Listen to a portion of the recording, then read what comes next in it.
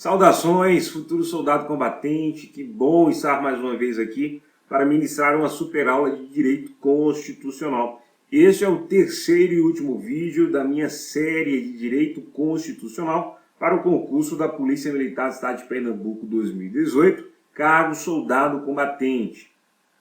No primeiro vídeo falamos sobre a teoria geral dos direitos e garantias fundamentais. No segundo vídeo, analisamos todos os remédios constitucionais judiciais, habeas corpus, mandado de segurança, mandado de injunção, habeas data e ação popular. Nesse último vídeo, farei a correção da prova de direito constitucional do último concurso da PMPE, cargo soldado combatente. Não será apenas uma correção, farei uma análise da prova, considerando a forma como a banca examinadora elaborou as questões, a forma como a banca explorou o conteúdo programático.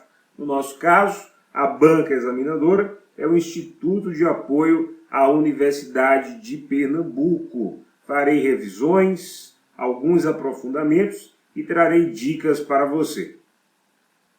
Comecemos, pois, com a análise da prova. Na análise, identificamos quantas questões foram cobradas para cada tópico do conteúdo programático, a forma através da qual a banca explorou o conteúdo programático e identificamos também a forma, o modelo através do qual a banca elabora as questões. Primeiro, deixe-me mostrar-lhe o conteúdo programático do último edital. Temos aí teoria geral dos direitos e garantias fundamentais, que diz respeito a um conjunto de tópicos que, embora não apareçam expressamente no edital, são recorrentes em concursos. Discutimos teoria geral no primeiro vídeo dessa série. Dos direitos e deveres individuais e coletivos, todo o artigo 5º da Constituição, inciso por inciso. O artigo 5º possui 78 incisos e 4 parágrafos. Você deve estudar tudo. Direitos sociais, dos artigos 7º ao 11, direitos da nacionalidade, dos artigos 12 ao 13, direitos políticos, 14 ao 16, e partidos políticos, artigo 17. Lembrando que o artigo 17, que trata dos partidos políticos, recentemente sofreu alteração com a Emenda Constitucional 97. Fique atento para não estudar por material desatualizado. Veja na sua tela como a banca distribuiu esses tópicos na última prova da PMPE. Teoria geral dos direitos e garantias fundamentais, tivemos uma questão. Nacionalidade, 2 questões. Direitos políticos, 4 questões. Direitos sociais, 3. Artigo 5º, 4 questões. Partidos políticos, 1 questão. Foi um total de 15 questões. A banca exigiu que o candidato acertasse pelo menos 6. Quem não acertasse o mínimo de 6 seria eliminado. Mas chama a sua atenção para o seguinte: não vá para a sua prova querendo acertar o mínimo. Ah, se eu acertar o mínimo já foi bom demais. Não, negativo. Você tem que ir para a sua prova para gabaritar, para acertar todas as questões. Uma questão que você errar pode derrubar você na classificação final do concurso. O concurso está cada vez mais competitivo. Não pode dar bobeira. A banca cobra todos os tópicos exigidos no edital. Isso significa que você tem que estudar todos os tópicos. Estude todos os tópicos. Ah, professor, estudarei os principais dispositivos. Ah, professor, o artigo mais importante é o artigo 5º, ao qual darei maior atenção. Meu amigo, minha amiga, caíram 3 questões de direitos sociais, 4 questões de direitos políticos, então não dê bobeira. Não subestime nenhum tópico, nenhum inciso, nenhum parágrafo. A banca trabalha com questões de múltipla escolha. Em geral, não são questões complicadas. Basta ler atentamente o enunciado das questões para entender o que a banca está exigindo. Geralmente, ela apresenta 4 afirmações e pede para você escolher a alternativa que contém as afirmações verdadeiras, as afirmações corretas, conforme veremos neste vídeo. A banca gosta de algumas pegadinhas, pelo menos uma ou duas pegadinhas você encontrará na sua prova de direito constitucional. Veremos essas pegadinhas durante a correção. A maioria das questões cobra o texto da Constituição, mas a banca cobra jurisprudência também. Jurisprudência, você sabe, é o entendimento dos tribunais. Quando se trata de direito constitucional, geralmente o entendimento cobrado é o do Supremo Tribunal Federal, que é o órgão guardião da Constituição. Pelo menos uma questão na sua prova cobrará jurisprudência. Vamos, pois, corrigir as 15 questões de direito constitucional. Vou aproveitar cada questão para revisarmos e, se necessário, fazermos alguns aprofundamentos, tudo bem? Note que eu mexi na ordem das questões. Eu peguei a última prova e organizei por tópicos, conforme o conteúdo programático. Nesse sentido, não estranhe se a ordem das questões resolvidas neste aulão estiver diferente da prova que você tem aí em mãos. As questões são as mesmas, apenas alterei a ordem por critério didático, ok? A primeira questão a ser resolvida exigiu dos candidatos conhecimentos acerca da teoria geral dos direitos e garantias fundamentais. Lembrando que teoria geral diz respeito a um conjunto de tópicos de natureza introdutória que, embora não apareçam expressamente no edital, são recorrentes nas provas de concurso. O primeiro aulão dessa série, conforme tenho chamado a sua atenção, foi destinado a este tema.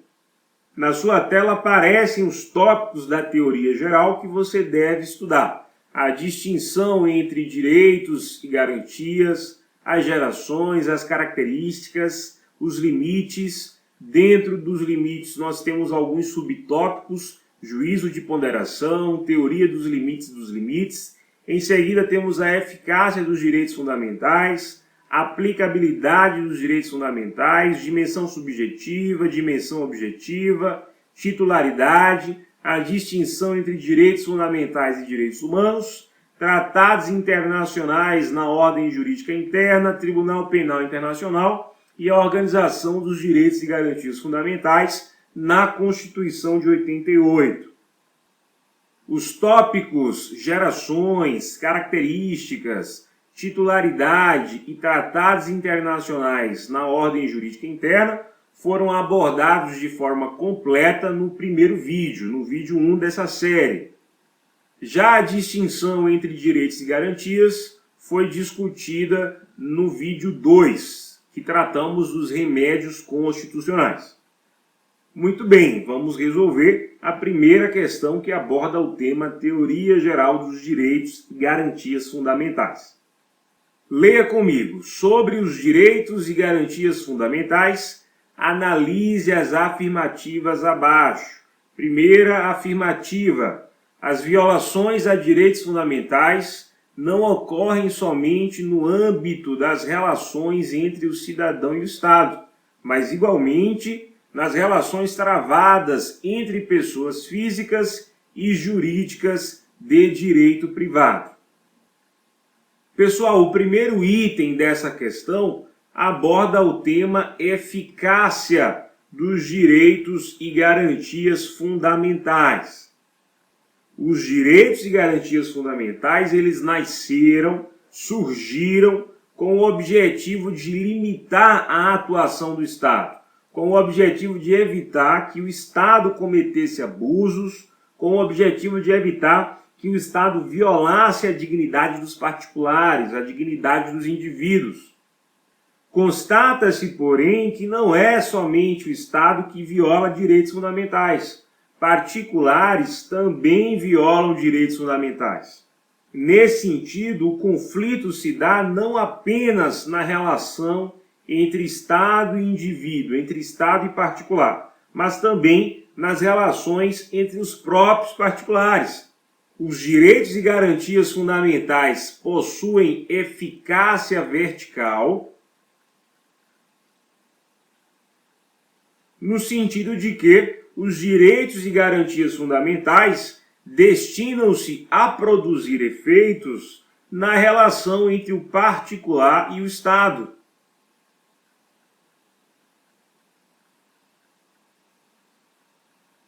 Se diz vertical, pessoal, porque esta é uma relação vertical.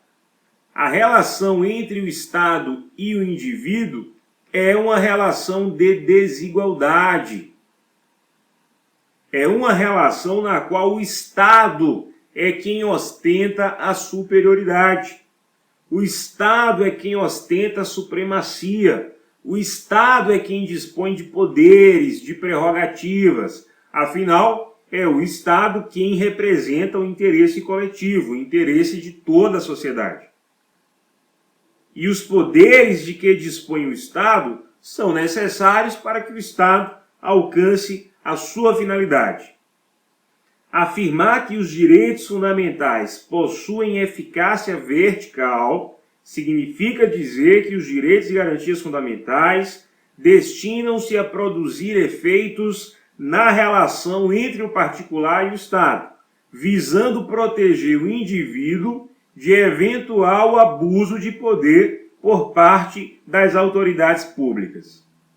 Contudo, os direitos e garantias fundamentais também possuem eficácia horizontal, isto é, destinam-se a produzir efeitos não apenas nas relações entre o Estado e o particular, mas também nas relações entre os próprios particulares.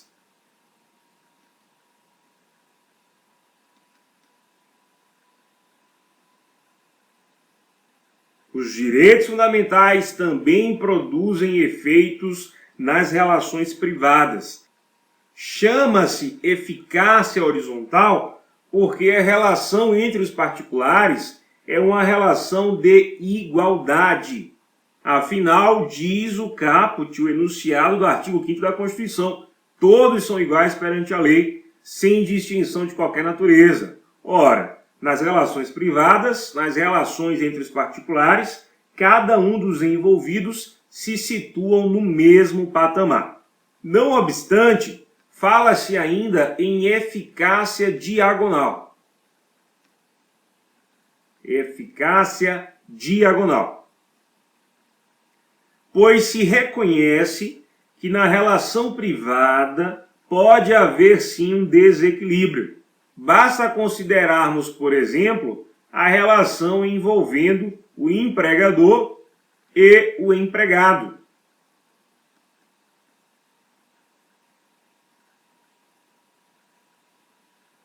É evidente que o empregador, em virtude de seu poder econômico, possui vantagens em relação ao empregado. Por isso mesmo existem os direitos sociais que asseguram direitos aos trabalhadores. Logo, a eficácia diagonal se dá quando na relação privada há uma desigualdade ou um desequilíbrio. A primeira assertiva está correta. As violações a direitos fundamentais não ocorrem somente no âmbito das relações entre o cidadão e o Estado, mas igualmente nas relações travadas entre pessoas físicas e jurídicas de direito privado. O item 1 está correto. Item 2. Existe hierarquia entre os direitos fundamentais previstos na Constituição Federal. Dessa forma, podemos afirmar, por exemplo, e em abstrato, que o direito à informação sempre estará em patamar de superioridade com relação à proteção da vida privada. Pessoal, essa afirmativa diz respeito ao tópico juízo de ponderação, em que se procura solucionar eventual conflito entre direitos fundamentais. Em um eventual conflito entre direitos fundamentais, deverá o magistrado, o juiz, aplicar o juízo de ponderação. Nesse sentido, o juízo de ponderação é uma decisão judicial através da qual o juiz determina o direito fundamental que prevalecerá no caso concreto. O juiz decidirá em cada caso concreto, isto é, em cada conflito levado ao judiciário, qual direito fundamental prevalecerá. Nessas situações em que direitos fundamentais colidem com outros direitos fundamentais, incide um pressuposto básico. Qual é o pressuposto básico, professor? Qual é a diretriz que deve ser considerada na solução de conflitos envolvendo direitos fundamentais? O pressuposto básico é o seguinte: nenhum direito fundamental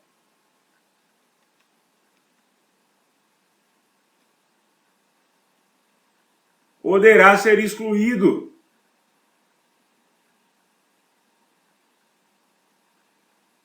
Nenhum direito fundamental poderá ser suprimido. E qual é a consequência disso? Ora, se nenhum direito fundamental poderá ser excluído, havendo conflito entre eles, o juiz deverá encontrar uma saída sem excluir direitos fundamentais. Já que não se pode excluir, harmoniza-se. Já que não se pode excluir, pondera-se. Ponderar, pessoal, é atribuir pesos. Dirá o juiz, nesse caso aqui, prevalece este direito, mas sem excluir o outro. O direito fundamental que não se aplica ao caso concreto será atenuado, isto é, terá o seu alcance restringido, mas não excluído. Em um conflito entre direitos fundamentais, um prevalecerá e o outro terá o seu alcance restringido, jamais será suprimido.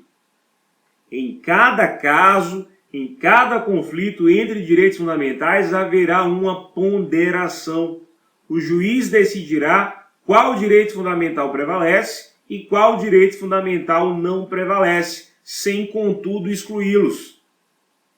Pessoal, a consequência lógica disso é que não existe hierarquia entre direitos fundamentais. Deixa eu corrigir aqui. Não existe hierarquia entre direitos fundamentais.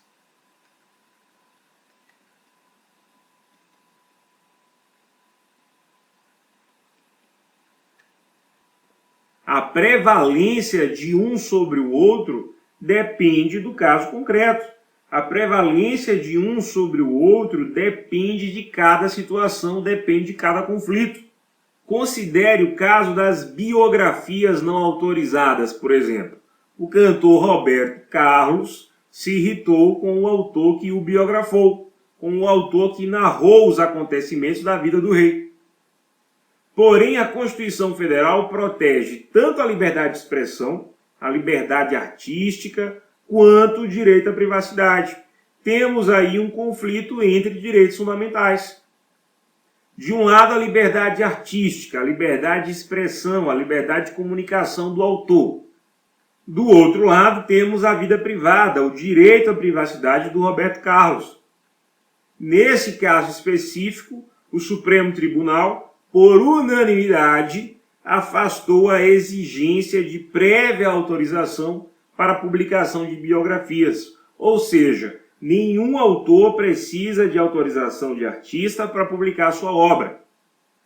Mas não significa que a liberdade de expressão, que a liberdade artística, que a liberdade de comunicação é superior à vida privada. É isso que você tem que perceber. Não há hierarquia entre direitos fundamentais. Nesse caso específico, prevaleceu a liberdade de expressão, a liberdade artística, a liberdade de comunicação, mas em outro caso poderia prevalecer o direito à privacidade. Conforme já foi dito, tudo depende do caso concreto. Nesse sentido, não se pode afirmar, por exemplo, que o direito à informação é superior ao direito à vida privada. Tampouco podemos afirmar que o direito à vida privada é superior ao direito à informação. Negativo. Cabe ao juiz aplicar o juízo de ponderação. Não existe hierarquia entre os direitos fundamentais. O item 2 está errado. As afirmativas 3 e 4 abordam o tópico gerações dos direitos fundamentais.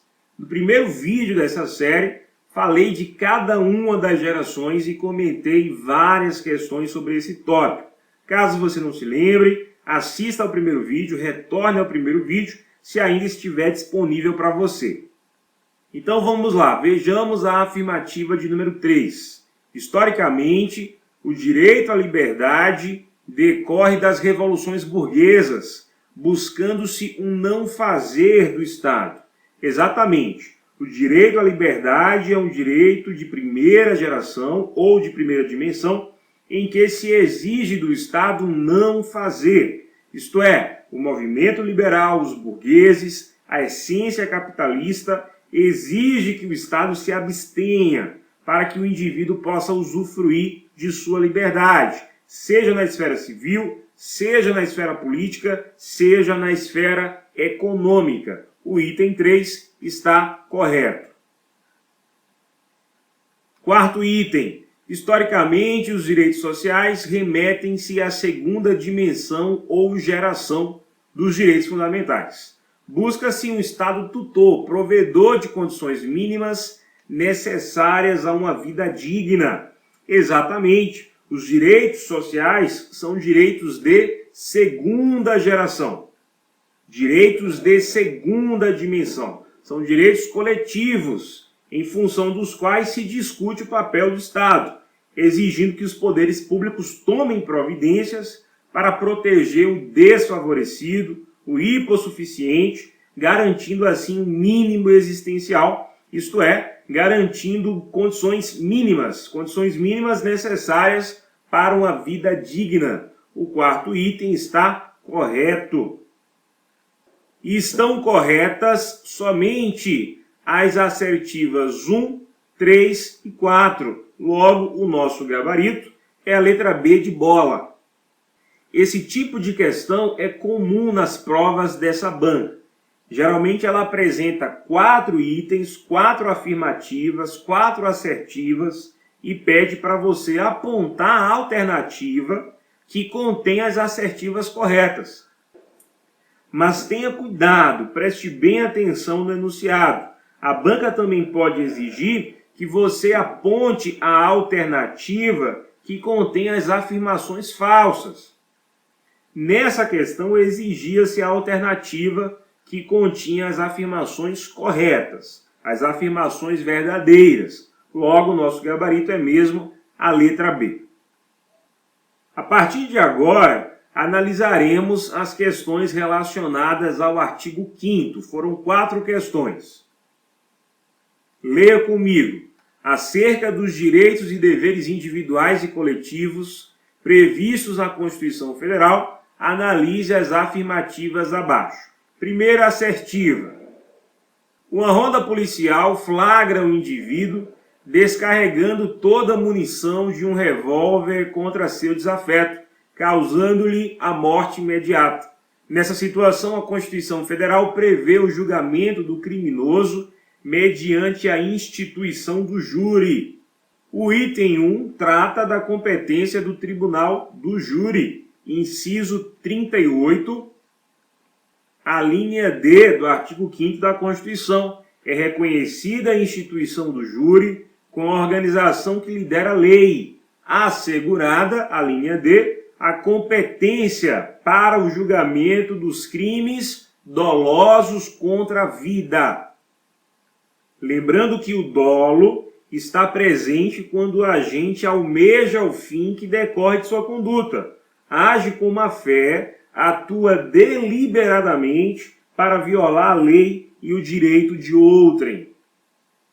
Se o crime for contra a vida e for crime doloso, então caberá ao Tribunal do Júri a competência para o julgamento.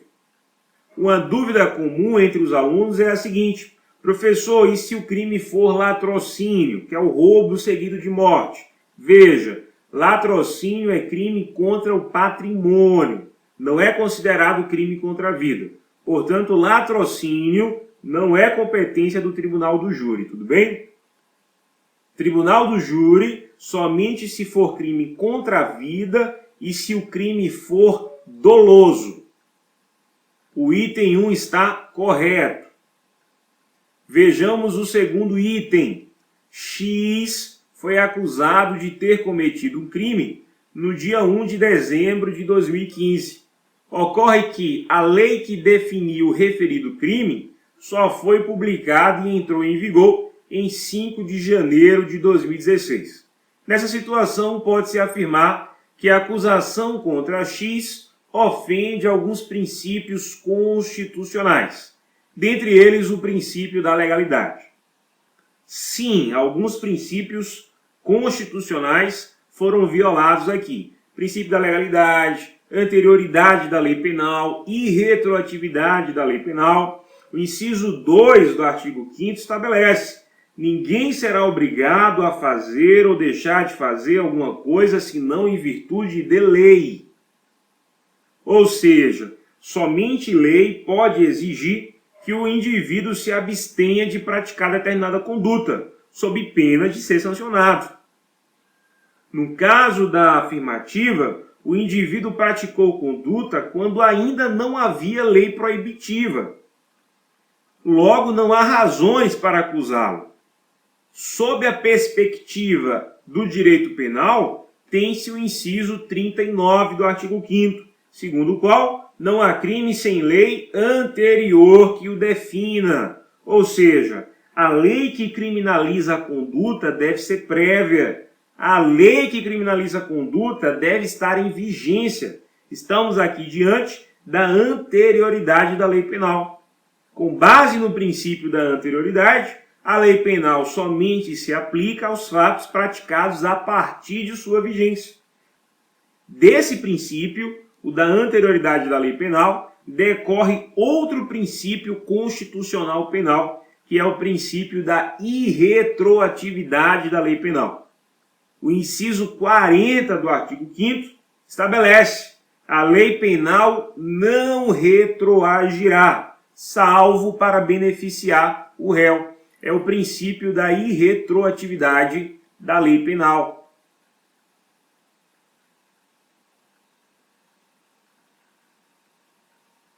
Ou seja, a lei penal que entrar em vigor, em regra, não alcança os fatos pretéritos, não alcança os fatos passados. Veja que, no caso apresentado pela banca, a lei penal entrou em vigor em 2016, enquanto que a conduta havia sido praticada em 2015. Logo, não será possível aplicar a nova lei penal à conduta do indivíduo. A nova lei penal somente se aplica a fatos anteriores à sua vigência se for para beneficiar o indivíduo. A lei penal benéfica retroage. Considere, a título de exemplo, que a Lei A estabeleceu 12 anos de reclusão para determinada conduta. Porém, em seguida, entrou em vigor a Lei B, que estabeleceu 8 anos de reclusão para o mesmo crime. Veja que, nesse caso, a nova lei penal é benéfica. Esta sim retroagirá. Esta sim alcançará os fatos anteriores à sua vigência, beneficiando todos os que se encontravam sob a égide, sob o domínio da Lei A. Lei A que agora foi revogada pela Lei B. Desse modo, por haver ofensa aos princípios constitucionais, dentre os quais o princípio da legalidade, o item 2 está correto. Item de número 3. É possível o aumento de pena para determinado réu com fundamento em lei penal mais gravosa, imposta posteriormente à data do crime. Pessoal, os comentários do item anterior se aplicam aqui. Se a nova lei penal prejudica o réu, então não se aplica a fatos passados, não retroage. Se, a título de exemplo, Lei A estabelece pena de 8 anos, 8 anos para determinada conduta. Porém, em seguida, a Lei B estabelece pena de 12 anos. Pena de 12 anos para o mesmo crime. A Lei B somente alcançará os fatos posteriores à sua vigência, não podendo alcançar os fatos pretéritos, os fatos anteriores à sua vigência. Logo, não é possível o aumento da pena para determinado réu com fundamento em lei penal mais gravosa imposta posteriormente à data do crime. O inciso 40 vai dizer: a lei penal não retroage, exceto, salvo, para benefício do réu, que não é o caso da questão. Se está aumentando a pena, está prejudicando e não beneficiando. A afirmativa 3 está errada. Quarta afirmativa: constitui crime inafiançável e imprescritível a ação de grupos armados, civis ou militares, contra a ordem constitucional e o Estado democrático. Vejam bem, os incisos 42, 43 e 44 do artigo 5º fazem referência a alguns crimes e os correlacionam com os institutos jurídicos da fiança, da imprescritibilidade e da graça ou anistia. Fica da seguinte maneira, vamos colocar aqui: racismo, que está previsto no inciso 42, a ação de grupos armados,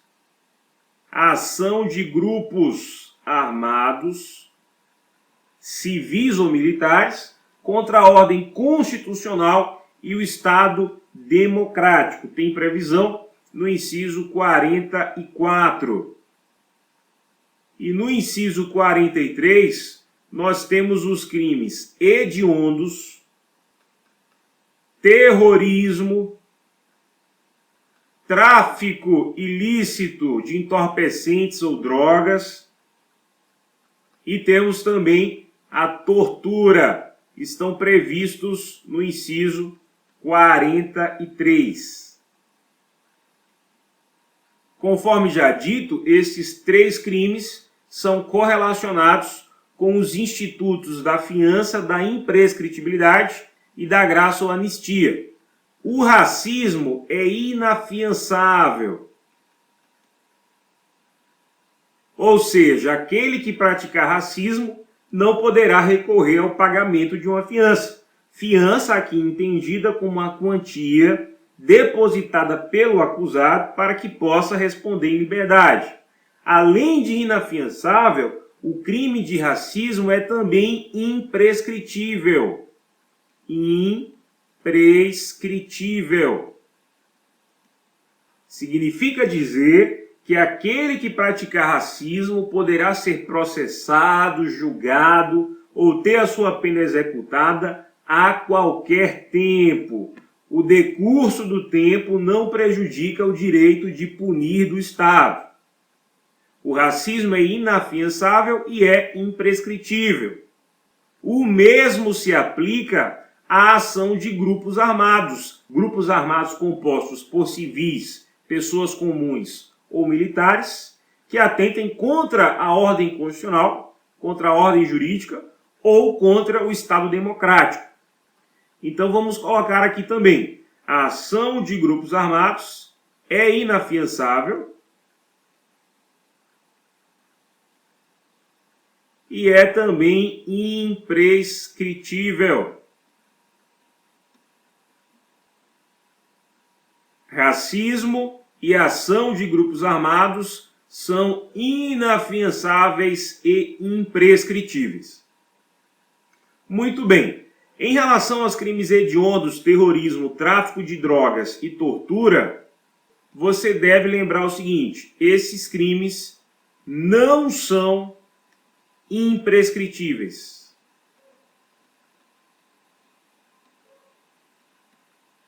Significa dizer que se a ação penal não for ajuizada no prazo legal, esses crimes prescreverão, os agentes ficarão impunes.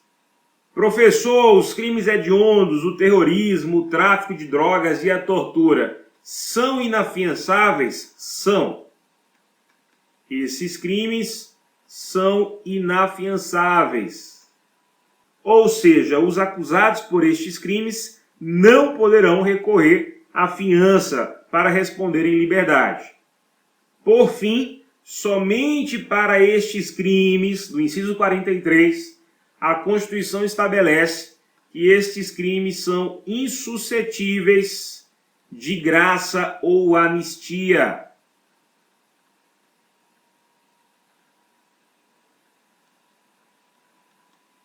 Graça e anistia são institutos que extinguem a punibilidade do acusado. Isto é, o condenado que é beneficiado por um desses institutos tem a sua pena extinta. Condenados por crimes hediondos, terrorismo, tráfico de drogas e tortura não serão beneficiados com o Instituto da Graça ou Anistia. 42, 43 e 44. Leia comigo. 42. A prática do racismo constitui crime inafiançável e imprescritível, sujeito à pena de reclusão. Cuidado com a pegadinha. Não é detenção. Racismo não se sujeita à pena de detenção. Racismo se sujeita à pena de reclusão. A banca pode trocar esses termos.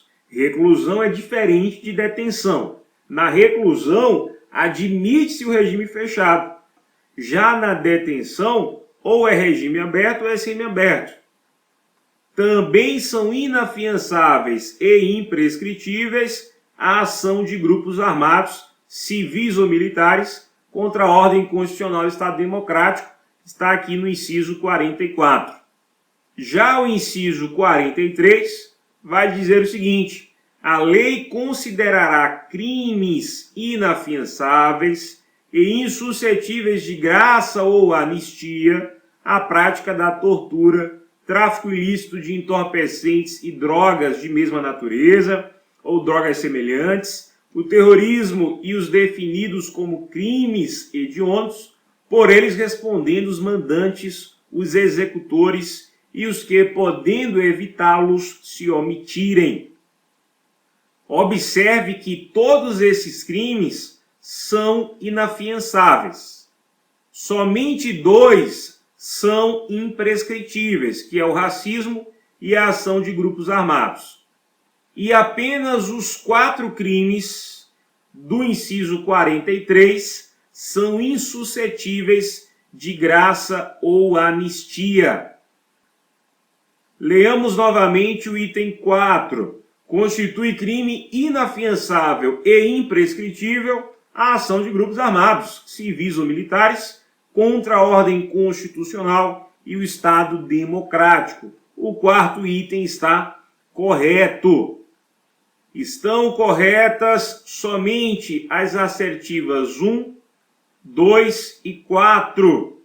Nosso gabarito é a letra E de escola. Vejamos agora a segunda questão sobre o artigo 5º, ainda sobre os direitos e deveres individuais e coletivos previstos na Constituição Federal. Analise as afirmativas abaixo. Primeira assertiva: B era assaltante de estabelecimentos bancários. Numa troca de tiros com a polícia militar, B falece, deixando uma herança avaliada em R$500 mil, produto das atividades criminosas, e 3 herdeiros. Nessa situação, os herdeiros de B permanecem com o direito à herança. Pessoal, o inciso 45 do artigo 5º traz o princípio da intranscendência da pena, segundo o qual somente o condenado e mais ninguém sofrerá as consequências penais de seus delitos. Porém, no mesmo inciso, a Constituição é clara ao afirmar que a obrigação de reparar o dano, bem como a decretação do perdimento de bens, poderão ser estendidas aos sucessores do condenado, até o limite do valor do patrimônio transferido.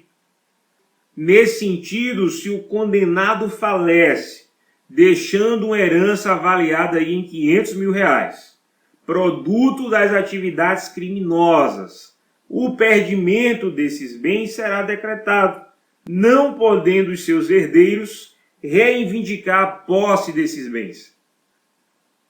Mas que fique claro, o perdimento desses bens se limita ao valor deixado pelo condenado que faleceu. No caso da questão, o perdimento de bens se limitará a R$500 mil, não podendo passar disso.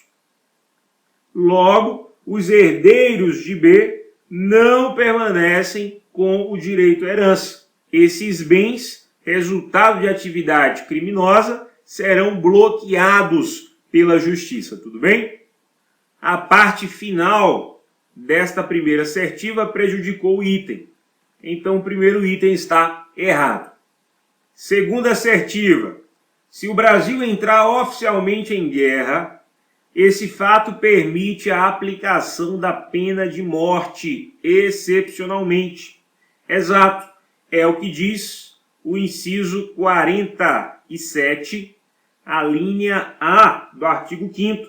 Não haverá pena de morte, salvo em caso de guerra declarada. Em regra, a pena de morte está vedada, está proibida. Contudo, havendo declaração de guerra, a pena de morte será possível. A afirmativa 2 está correta. Item 3. A Constituição assegura às presidiárias condições para que elas possam permanecer com seus filhos durante o período da amamentação. Exatamente, é o que diz o inciso 50 do artigo 5º. Às presidiárias serão asseguradas condições para que possam permanecer com seus filhos durante o período da amamentação. Até porque, pessoal, o princípio da intranscendência da pena impede que a pena passe da pessoa do condenado. O condenado é a mãe e não a criança que tanto precisa do leite materno para se desenvolver biologicamente. O nosso item 3 está correto. Quarta afirmativa: é possível a extradição de brasileiro naturalizado que comete crime de tráfico ilícito de entorpecentes e drogas afins após a sua naturalização. No que se refere à extradição, vale a pena delimitarmos aqui o seu conceito jurídico. Não podemos confundir a extradição com a deportação, nem a extradição com a expulsão. São institutos diferentes. Na extradição, ocorre um pedido de um estado a outro para entrega de indivíduo, a fim de que o indivíduo seja julgado por crime de que é acusado. Ou mesmo para que cumpra a pena, caso ele já tenha sido condenado. Na deportação, nós temos a devolução do estrangeiro.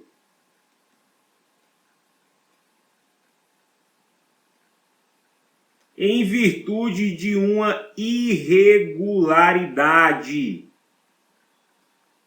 Então veja, se um indivíduo comete crime em seu país e foge para outro estado, o seu país solicitará a este estado que entregue o indivíduo a fim de que o indivíduo se submeta a processo ou cumprimento de pena. Nesse caso, estamos diante de uma extradição. Por outro lado, se um estrangeiro, turista, vem ao Brasil, mas descumpre os critérios legais do seu visto, fica aqui, por exemplo, mais tempo do que o permitido, então será cabível a deportação, porque aqui é um caso de irregularidade. Por fim, nós temos ainda a expulsão. A expulsão é aplicada quando a presença do estrangeiro é considerada nociva ao convívio social. As hipóteses de expulsão estão previstas no Estatuto do Estrangeiro. Chama a sua atenção para o seguinte: a deportação e a expulsão, vamos alternar a cor para destacar, a deportação e a expulsão aplicam-se tão somente a estrangeiros. Já a extradição pode ocorrer com brasileiro, desde que seja um brasileiro naturalizado. Vamos corrigir aqui, naturalizado. Veja bem, brasileiro nato jamais será extraditado, sem exceção. Até um tempo desse, divulgou-se muito nas redes sociais que o Supremo teria admitido a extradição de brasileiro nato. Porém, isso não é verdade. No caso concreto, o Supremo permitiu a extradição de uma mulher que tinha sido brasileira nata, mas já havia perdido a nacionalidade brasileira. E por já ter perdido a sua nacionalidade, por já ter perdido a nacionalidade brasileira, tornou-se estrangeira. Então, juridicamente, extraditou-se uma estrangeira e não uma brasileira. Brasileiro nato jamais será extraditado sem exceção. Em quais hipóteses o brasileiro naturalizado poderá ser extraditado? Hipóteses de extradição de brasileiro naturalizado.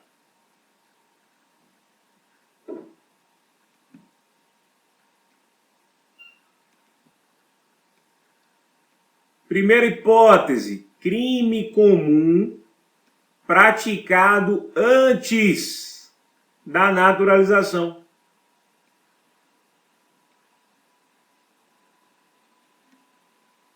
Pessoal, crime comum é aquele que pode ser praticado por qualquer pessoa contra qualquer pessoa.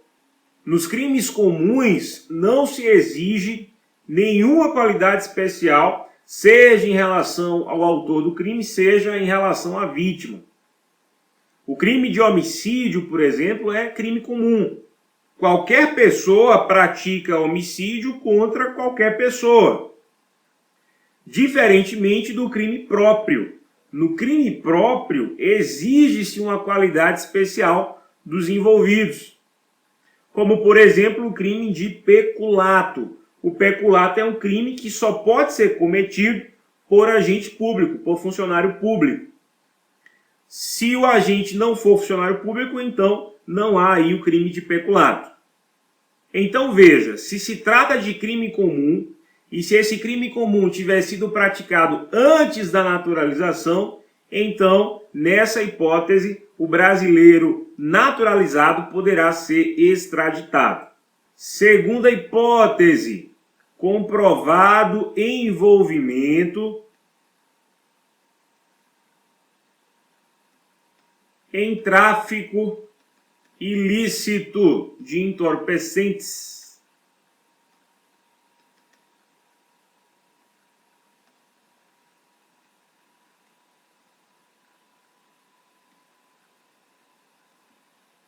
E drogas afins, drogas semelhantes. Nesse caso, a qualquer tempo. Observe que nessa hipótese, não importa se o crime tenha sido praticado antes ou depois da naturalização. Comprovado o envolvimento em tráfico de drogas, antes ou depois da naturalização, o naturalizado poderá ser extraditado.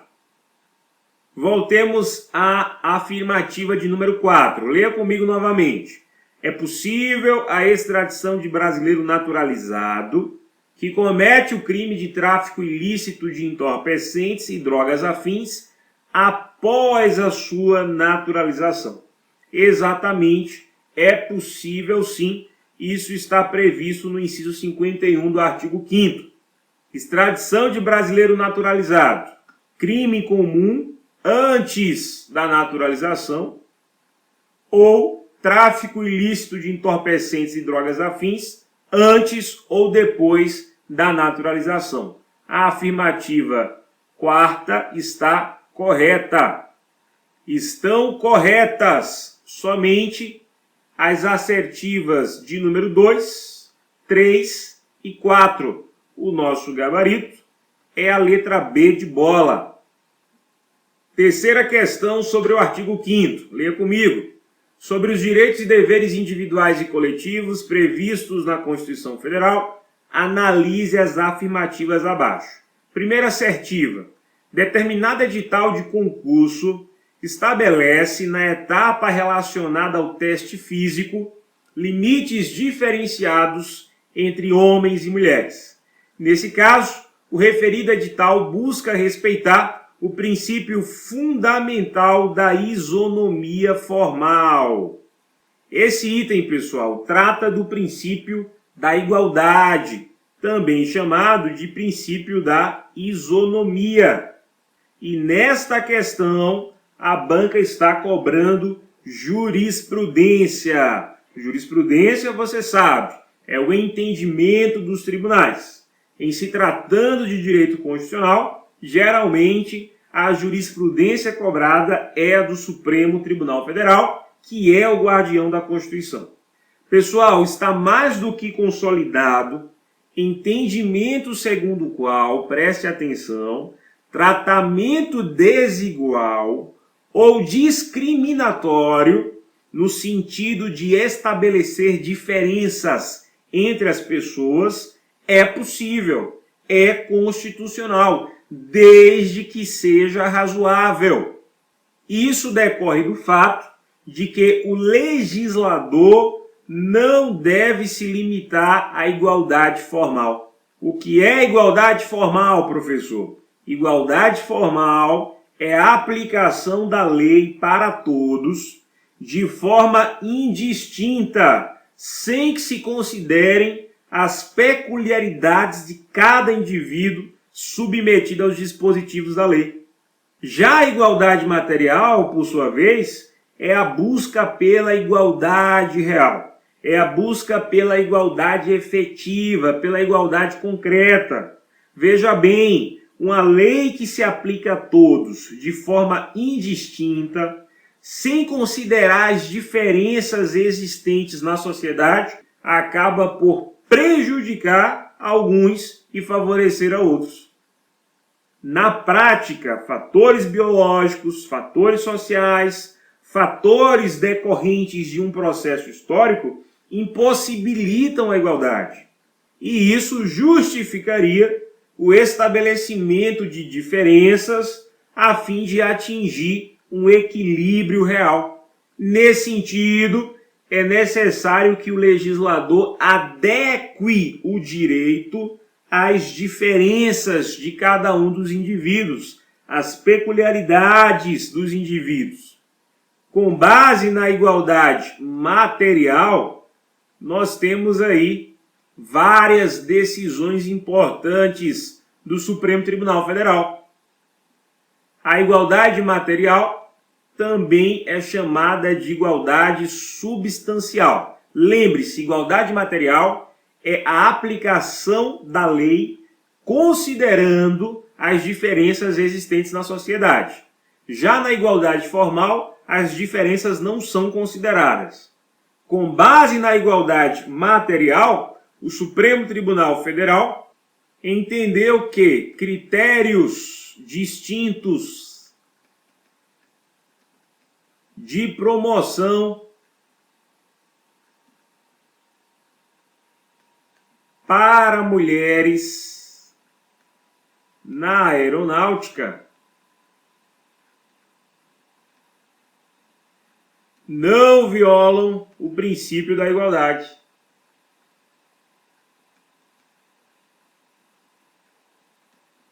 Com base no princípio da igualdade material, o STF considerou constitucional a Lei Maria da Penha. Lei Maria da Penha é constitucional. Lembrando que a Lei Maria da Penha confere um tratamento diferenciado às mulheres.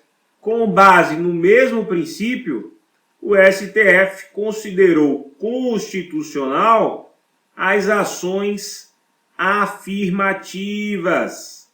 Ações afirmativas são constitucionais. O que são ações afirmativas? São vantagens, são atribuições de vantagens para permitir a suplantação de desigualdades ocasionadas por situações históricas. As cotas para negros nas universidades públicas são exemplos de ações afirmativas.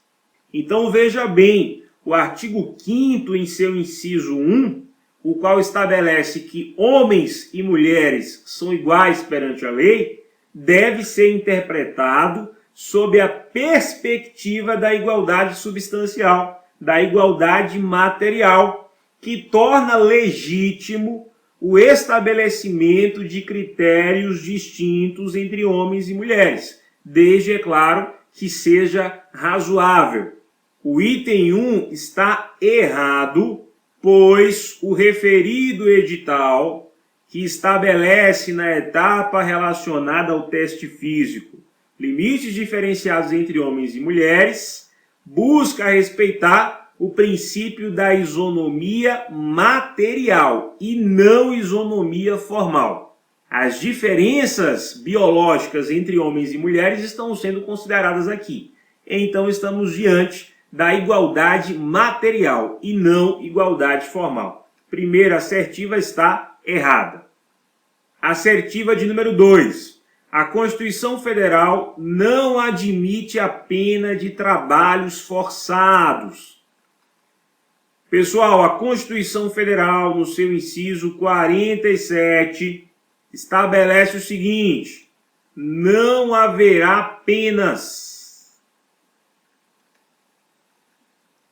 A linha A, de morte. Não haverá pena de morte, salvo em caso de guerra declarada.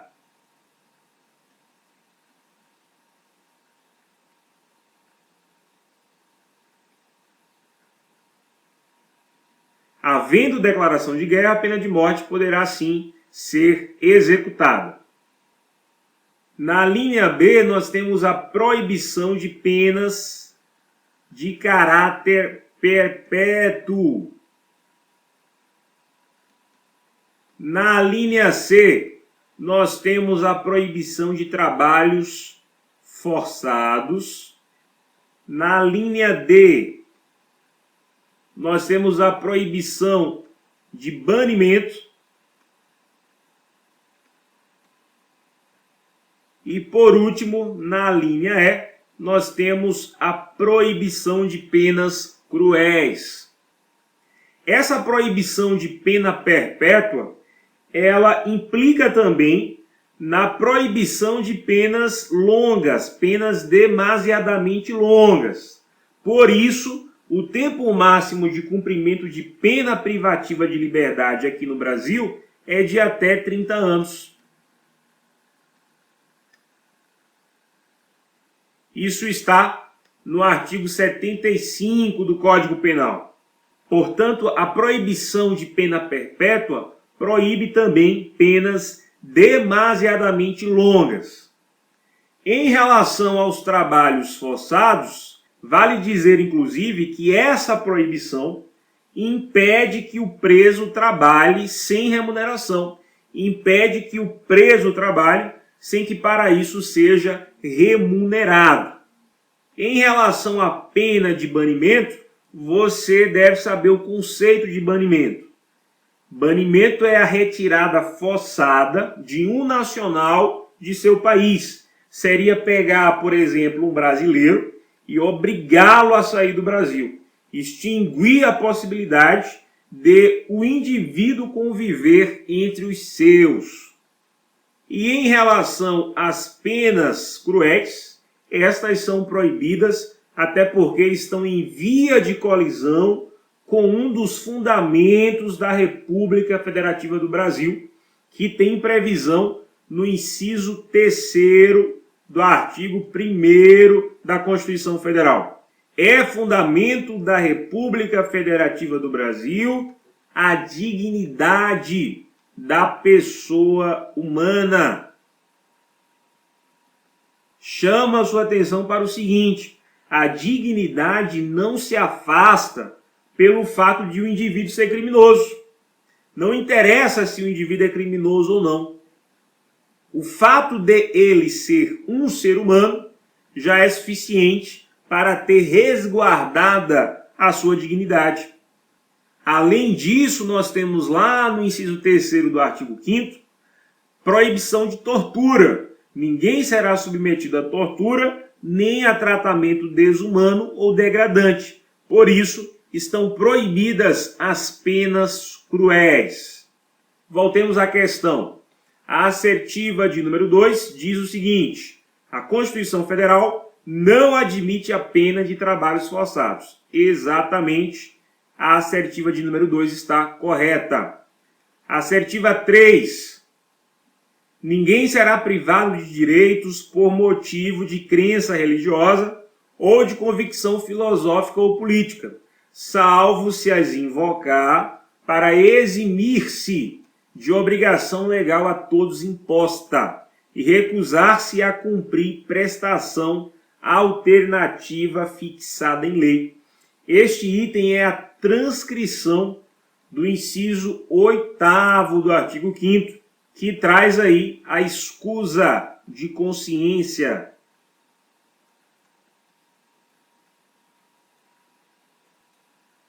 Pessoal, excusar-se aqui é justificar-se, é apresentar uma justificativa para se abster de cumprir uma obrigação legal imposta a todos. E o indivíduo se vale para isso de sua convicção pessoal, seja de ordem religiosa, seja de ordem política ou de ordem filosófica. Nesse sentido, o Estado deixa de impor ao indivíduo o dever de cumprimento da lei que é imposta a todos, em respeito ao sistema de crenças do indivíduo. Escusa de consciência é a segurança constitucional de que o indivíduo dispõe para se livrar de eventual obrigação legal imposta a todos que contrarie a sua crença ou a sua convicção. Recomendo a você o filme Até o Último Homem, em que o protagonista ele se abstém de pegar em armas durante o serviço militar. Filme sensacional, que ilustra muito bem o direito discutido aqui. Sobre a escusa de consciência, sobre esse direito, chama a sua atenção para duas observações. Primeira, somente haverá privação de direitos se houver recusa à prestação alternativa devidamente fixada em lei. Quando o indivíduo se excusar da obrigação legal que é imposta a todos, o Estado ofertará uma prestação alternativa. No filme, o jovem cristão ele não poderia pegar em armas, conforme a sua consciência, conforme a sua convicção, mas poderia servir ao exército e ao seu país como médico. Veja que, neste caso, a prestação alternativa foi a atividade médica. Então, veja bem, somente haverá privação de direitos, ou seja, somente haverá sanção, penalidade, se o indivíduo se recusar a cumprir a prestação alternativa. Então, nós temos dois momentos. No primeiro momento, o indivíduo alega a sua convicção para se eximir de obrigação legal a todos imposta, e nesse primeiro momento não haverá nenhuma sanção. O Estado está obrigado a oferecer a este indivíduo uma prestação alternativa. Se essa prestação alternativa for negada, aí sim o indivíduo será penalizado. Veja, se a prestação alternativa for negada pelo indivíduo. O indivíduo se nega a praticar a prestação alternativa que o Estado lhe ofereceu. Aí sim, nessa hipótese, ele será privado de seus direitos, ele será punido. Mas aí vem a segunda observação. Qual seria essa privação de direito? O que acontece com o indivíduo se ele negar a cumprir prestação alternativa? Olha só, esta discussão não é uma discussão resolvida. Há dois entendimentos. Alguns entendem que o indivíduo que recusar-se a cumprir prestação alternativa terá os seus direitos políticos suspensos. Outros vão dizer que não se trata de suspensão de direitos políticos, mas sim de perda dos direitos políticos. Em função dessa controvérsia, já vi questão de prova ser anulada por considerar correto que a recusa à prestação alternativa é caso de perda de suspensão. Foi anulada como deveria ser, pois não é uma discussão resolvida, tudo bem? Se eventualmente a banca afirmar que a recusa à prestação alternativa gera perda de direitos políticos e considerar isso correto, cabe recurso, pois não é uma discussão resolvida, não é tema pacífico. O examinador, no item 3, copiou e colou o inciso 8º do artigo 5º, logo o item 3 está correto. Vejamos a quarta assertiva. Determinado oficial de justiça comparece às 21 horas, numa residência, acompanhado de reforço policial e munido de mandado judicial, para fazer diligência devidamente autorizada por juiz competente. Nesse caso, o morador da referida residência deve abrir as portas da sua casa em obediência à referida ordem. Pessoal, eu gravei um vídeo no qual destrinchei o inciso 11 do artigo 5º, inciso que traz o direito à inviolabilidade do domicílio. Basta você acessar meu Face, meu blog ou meu canal no YouTube para ter acesso ao vídeo. A assertiva quarta está errada. O cumprimento de ordem judicial se dará tão somente durante o período do dia. O dia aqui compreendido entre as 6 horas da manhã e as 18 horas da tarde, que conforme foi discutido no vídeo, o que se adota predominantemente na doutrina é o critério cronológico. Então, nesse caso, o morador não está obrigado a abrir as portas para o oficial de justiça que compareceu lá no horário da noite, às 21 horas. E estão corretas as alternativas 2 e 3. O nosso gabarito é a letra A de avião. Última questão sobre os direitos individuais e coletivos. A última questão aqui do artigo 5º, cobrada na última prova da PMPE, cargo soldado combatente. Leia comigo. Sobre os remédios constitucionais previstos na Constituição Federal, analise os itens a seguir. Essa questão, conforme se percebe, traz aí o tema remédios constitucionais. Nessa série de direito constitucional para a PMPE, no aulão 2, eu destrinchei esse tema, pessoal. Fiz uma abordagem completíssima sobre cada um dos remédios constitucionais judiciais. Assista ao aulão de número 2, que inclusive dividi em 3 partes. Foram mais de 3 horas de conteúdo e mais de 100 questões comentadas em vídeo. Assista ao aulão, caso, é claro, ele ainda esteja aí disponível para você. Primeira assertiva: o habeas corpus é cabível para proteger o direito de ir e vir, ou seja, o direito de circulação de mercadoria nacional. Nada a ver. A liberdade de locomoção não se confunde com a circulação de mercadorias. O habeas corpus protege a liberdade de locomoção e não a livre circulação de mercadorias. O item 1 está errado. Item 2. O mandado de segurança é cabível para proteger direito não amparado por habeas corpus ou por habeas data dentre outros requisitos.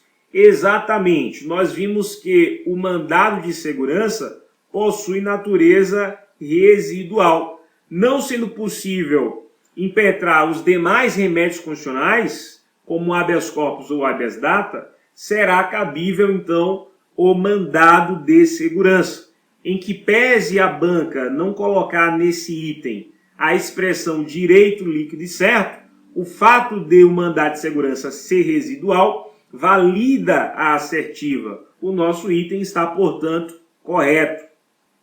Assertiva de número 3. O mandado de injunção é cabível sempre que a falta de norma regulamentadora torne inviável o exercício dos direitos e liberdades constitucionais e das prerrogativas inerentes à nacionalidade, à soberania e à cidadania. A banca copiou e colou o inciso 71 do artigo 5º, que traz aí o mandado de injunção. Logo, o nosso item 3 está perfeito, está correto.